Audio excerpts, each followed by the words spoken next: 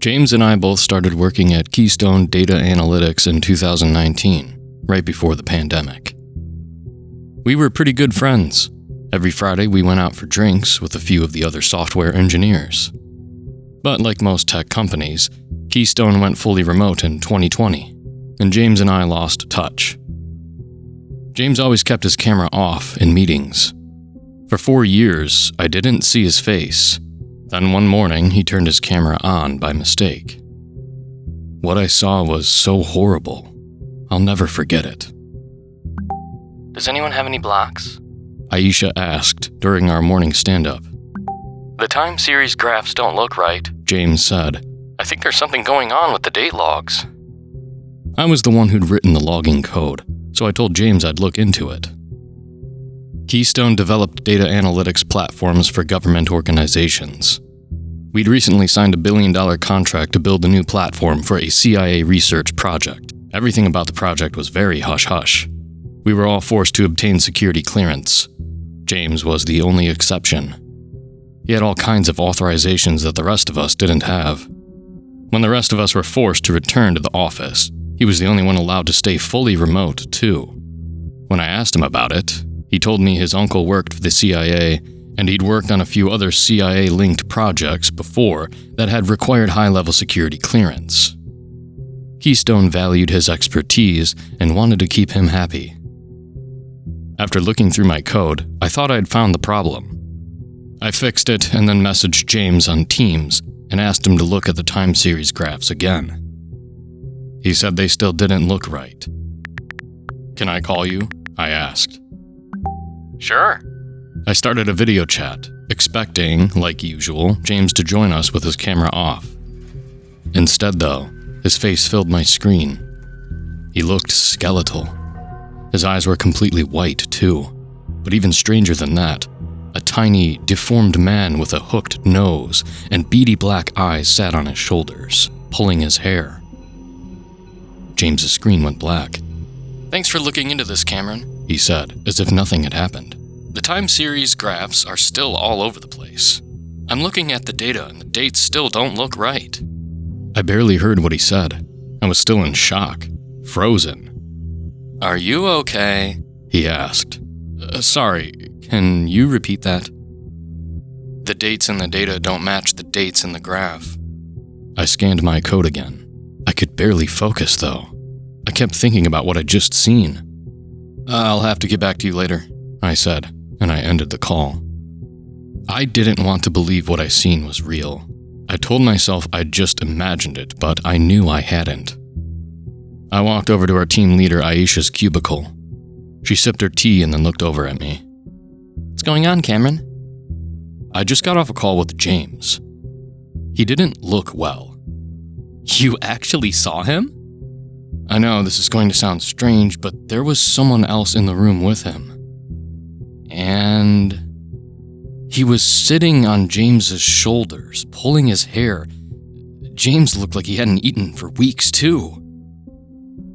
You think he's being abused? I have no idea what's going on, but I can't stop thinking about what I saw. Maybe we should go check on him after work. That's a great idea. Aisha and I made plans to go to James's apartment building together after work. We got there around 6. I buzzed his apartment.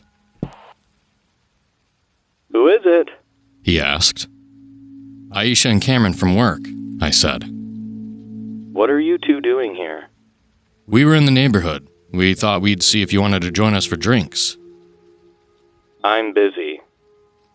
I saw you on camera today. I saw that other person too. Aisha and I just want to make sure you're okay.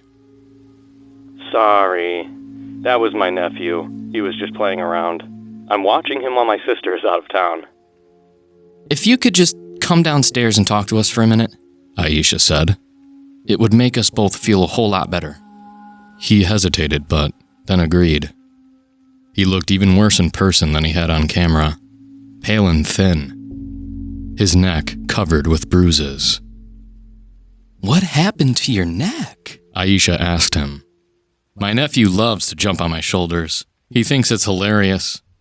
The person I saw on Teams really didn't look like a kid, though, I said. "Could I use your phone for a second?" he asked. "Sure." I unlocked my phone and gave it to him. He repeated, "Don't think," while he quickly typed a short message and then gave the phone back to me. "I need to get back upstairs," he said. He walked back to the elevator. When I turned to him, I noticed the back of his neck was bleeding. "What did he write?" Aisha asked me. "Call my uncle. Chimera 3 is loose." We both felt uneasy, but we decided to go home after agreeing we'd try to track down his uncle's number at work the next day. By the time I got back to my apartment, it was late, close to 9 p.m. I hadn't eaten dinner yet, and I was starving, so I ate some instant ramen quickly and then went right to bed. I couldn't sleep, though. I just lay there, staring at the ceiling, thinking about James, wondering what was going on. At midnight, my laptop blew up with hundreds of Teams and Slack message notifications. Our platform must have crashed, I thought. The CIA is complaining, and Keystone wants all hands on deck. I ran to my laptop and logged in, only to see that all the messages were from James. "I need to talk to you," he'd written over and over. I called him. His pale skeletal face appeared on my laptop, eyes completely white. That strange man sitting on his shoulders, riding him like a horse. "You're scaring me," I said. "You need to mind your own business." The strange man mouthed the words and then James spoke them. "If you bother us again, you'll regret it." He ended the call. The next morning at work, I told Aisha what had happened. "Should I tell HR?" she asked. "Let's try to get a hold of his uncle first." "I think he used his uncle as a reference on his job application. I should have his uncle's number on file somewhere." Aisha found the number and gave it to me. While we were talking, James sent her an email saying he was going to miss the morning stand-up. He'd come down with the flu and was having trouble getting out of bed. "Hopefully his uncle can help," she said. I called James's uncle as soon as I got back to my cubicle. He didn't answer, so I left a message. "Hi, my name's Cameron. I work with your nephew, James. He's been acting very strange lately. I'm worried he might be in trouble. He asked me to call you. He said Chimera 3 is loose." I left him my number and then tried to catch up on work. At 5, I left work and took the subway home.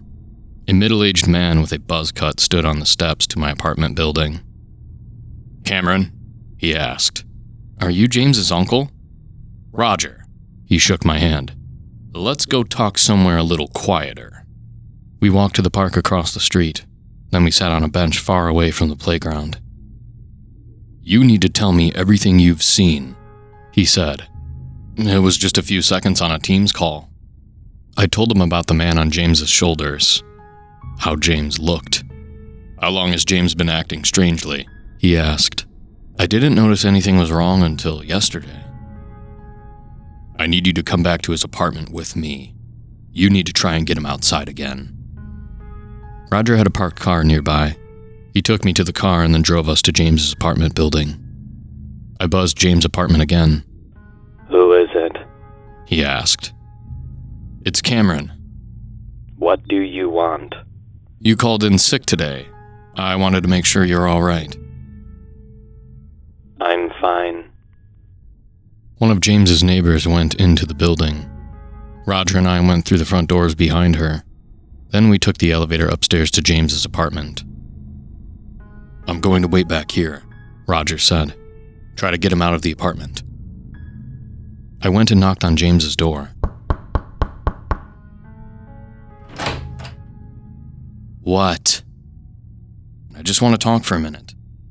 "Leave me alone." "Why can't you just tell me what's going on?" Suddenly, James's door swung open. James grabbed my arm and pulled me inside. That tiny, deformed man's beady eyes pressed against mine. Then a horrible ringing filled my ears. Pressure built inside my skull until my brain felt like it would explode.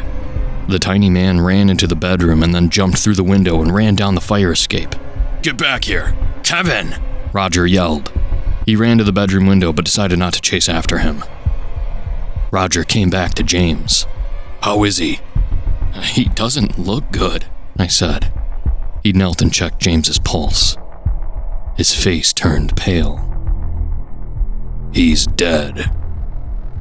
I stared at his body. I'd never seen a dead body before. I felt strange to be looking at one.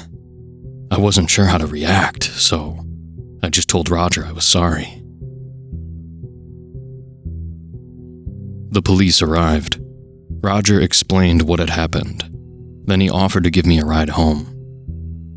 During the car ride, he explained what he could. Kevin is a weapon that escaped from us. He's a parasitic empath. He has the ability to latch onto people, read through their minds, and influence their behaviors. Who knows how long he was attached to James? To drain his mind like that, he must have been attached to him for years. He shook his head. "The next few days you need to be very careful. Kevin will be looking for a new host. If he had a chance to scan your mind in James's apartment..." He trailed off. I went up to my apartment, shut all the blinds, and turned off all the lights. I lay in bed and tried to get a bit of sleep, but I didn't sleep at all. The next morning at work, I went to Aisha's cubicle, but I didn't see her there. Right before our morning stand-up, our project director sent out an email saying Aisha was out sick and the stand-up was canceled. I messaged Aisha on Teams. "I hope you're not too sick. Do you have any time to talk?" She wrote back right away. "I'm still throwing up. If I feel better though, I'll call." I tried to get some work done. With everything that happened to James, I'd fallen pretty badly behind on things. I worked right until 7, then clocked out and went back home, ate dinner, and then sat in front of my TV, watching a basketball game. Near the end of the first quarter, I started to feel strange. Sort of lightheaded, but there was pressure inside my head too. I went to the bathroom, swallowed 2 Advils, and then decided to just go to bed. The next morning, Aisha was back to run the morning stand-up. But she was working from home and kept her camera off the whole meeting.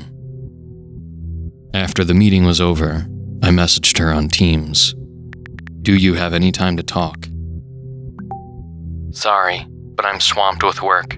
I need to catch up on some things." I'd tell her about James later. I didn't really know how I was going to tell her James was dead anyway. The day dragged until finally I was able to go home. I boiled some instant ramen, drained it, and put it in a big glass bowl. I mixed in the flavor packet and watched as the powder dissolved into the broth. Then my vision doubled. Something inside my skull pressed out against my eyes. I blinked, and I was on the couch, the bowl of ramen half empty. I stood up, disoriented, and checked the time. 30 minutes had passed since I'd been in the kitchen. My head was throbbing, so I went to the bathroom, and I swallowed 2 Advils just like I had the other night. A voice whispered in my ears, "Come outside, Cameron." What? I spun around the room, looking for who'd just spoken to me, but nobody was there. I heard the voice again, farther away. I walked to the living room window and looked down at the park. Aisha stood in the light of one of the street lamps. Kevin sat on her shoulders, waving at me. I shut the blinds, ran to my bedroom, and hid in my closet. Then I got my phone and called Roger. He didn't answer. I left a message. "Kevin's here. He's outside my building." I held my phone in my shaking hands, trying to project my thoughts into Roger's mind. "Call me. Call me." Finally, my phone lit up with a text message from him. 2 minutes out. Stay calm." I tried to write back, but then my vision widened. The carpet pulled upward into my eyes. My eyes filled with white static. When the static faded, I stood in the park, next to the empty playground. Above me, the stars shone in the night sky. "It's a beautiful night, isn't it, Cameron?" Aisha/Kevin said. "So calm, so peaceful." Aisha stepped towards me, her eyes completely white. Kevin held onto her braids with one hand while the fingers of the other hand were pressed inside her spine. I started to run, but my legs froze. "You can try to run," Kevin said, "but you can't get away from me." I couldn't let myself end up like that. I forced myself to keep running, but like running in a nightmare, while my legs moved, I didn't move forward. I glanced back and saw Kevin slowly walking towards me. "Get on your knees," they said. "I need to get on." I couldn't control my body anymore. I knelt on the ground. Kevin pulled his fingers out of Aisha's neck and then jumped off her shoulders. She fell to the ground unconscious. "Now let's get to know each other better," Kevin said. He walked around me and grabbed onto a handful of my hair. Right as he began climbing on my shoulders, though, a horrible screeching sound cut through my ears. Kevin fell over, screaming in pain. "Make it stop! Make it stop!" Roger walked toward us, holding out some kind of auditory device. "You've been very bad, Kevin," he said. "You've hurt a lot of people." "I don't want to go back!" Armed soldiers appeared around us, dressed in camo, their face covered with black masks. As Kevin lay on the ground, twitching in pain, they cuffed him and then dragged him into the back of a van parked on the street. Roger put his hand on my shoulder. "Are you okay?" "You got here right in time. I've been staying close to you. You're a lot like James. I had the feeling Chimera 3 would like you." He pointed at Aisha. "How long was your friend connected?" 2 days, I think. "She should be fine, but we better get you both to the hospital."